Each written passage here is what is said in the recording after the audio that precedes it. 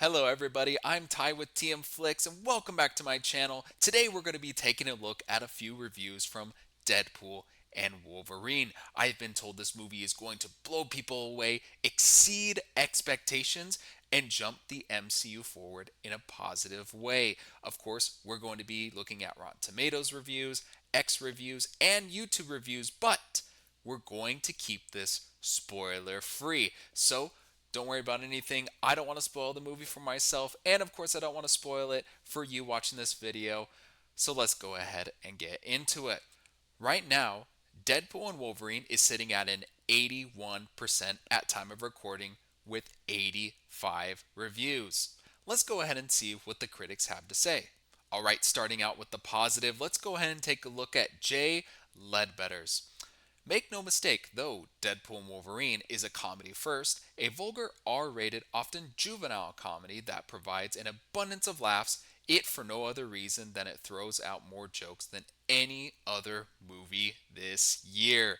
That's great to hear. Here's another one from James Preston Poole. With the exception of a few rough edges, Deadpool and Wolverine rises to the occasion as a summer blockbuster spark that could reignite the fervor around the Marvel Cinematic Universe. If future projects keep this up, that could be a great thing. That's excellent to hear, especially rumors around directors, even Joe and Anthony Russo returning for Avengers 5 and Secret Wars. Let's go ahead and take a top critic. David Fear.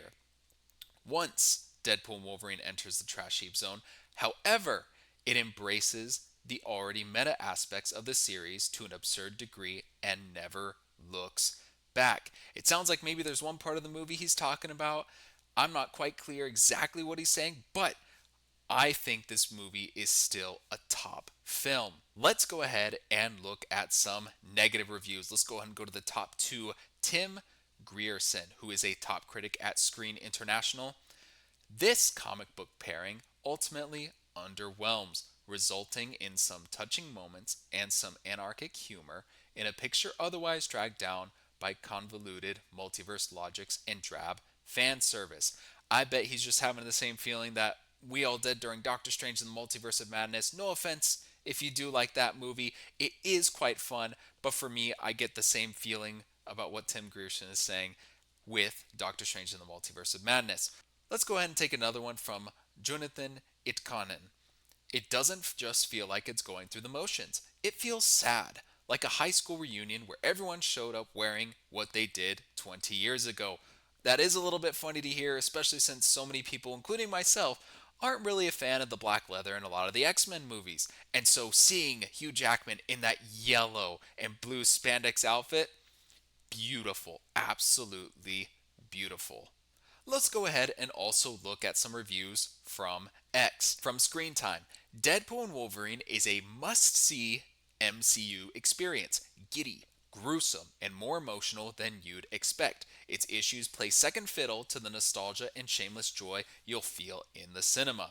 In other words, let's effing go. And of course, it has its review. Let's go ahead and go to IGN. Deadpool and Wolverine succeeds largely thanks to the contagious enthusiasm of Ryan Reynolds and Hugh Jackman, but that doesn't solve its foundational problems. And of course, the review, it looks like they gave him a 7, and on the bottom it says, in their review, Wade and Logan's profanity-laced adventure forces the MCU further out of its comfort zone than it has been in years, even though old and increasingly frustrating issues like forgettable villains and a barely there plot show that breaking the fourth wall isn't always enough to solve the movie's foundational problems. From David Ehrlich at IndieWire, Deadpool and Wolverine makes an admittedly funny and surprising emotional argument in defense of superhero movies, and yet it somehow makes an even stronger argument that it should be the last one that Marvel ever makes. Of course, that sounds like David really enjoyed the movie and perhaps he just doesn't want it ruined, but that sounds like a positive review to me.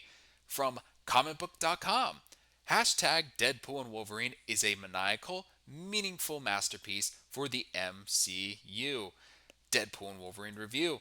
Deadpool and Wolverine rises to the occasion in ways no one could have anticipated, delivering one of the most heartfelt, action packed, and electrifying superhero movies in years. That sounds excellent. Let's take one from Chris Parker, who is from 3C Films on YouTube. He has a very good channel, very positive guy, has a whole range of movies that he goes through.